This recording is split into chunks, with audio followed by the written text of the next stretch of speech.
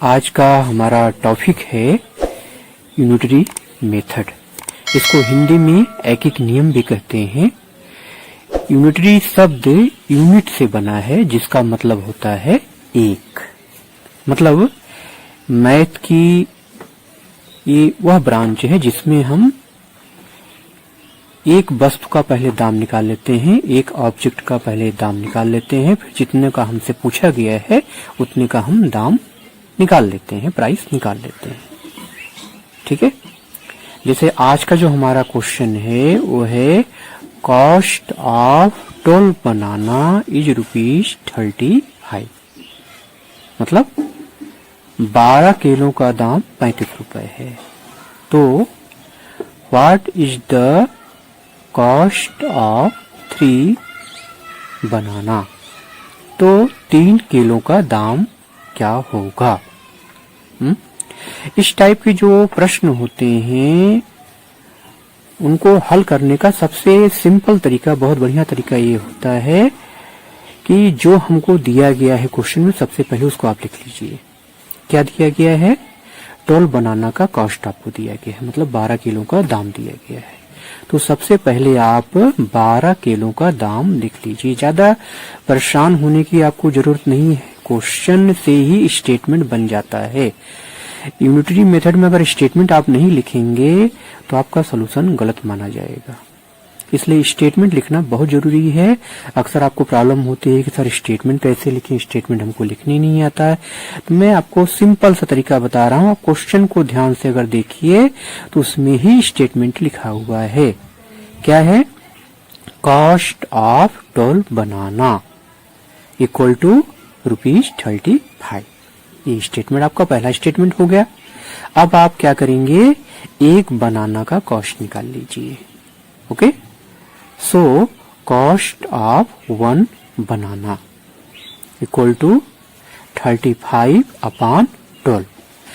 Equal के बाद जो नंबर लिखते हैं हम उसको ऊपर लिखेंगे और इक्वल के पहले जो नंबर था उसको हम नीचे लिखते हैं। ओके। अब हमको निकालना कितने का है? 3 बनाना का कॉस्ट निकालना है। तो आप लिखेंगे कॉस्ट ऑफ 3 बनाना। ओके। 3 बनाना का कॉस्ट हमको निकालना है। 12 किलो का दाम दिया हुआ था, 3 किलो का दाम हमको पता लगाना है। Okay. Cost of 3 banana equal to 35/12 multiply 3। Okay. अब इसे हमें सॉल्व करना है। ध्यान रखिए, हमेशा ऊपर से नीचे या नीचे से ऊपर चीजों को काटी जाती हैं। तो 3 के टेबल में 12 आता है, तो 3 4 जा 12 हमने काट दिया।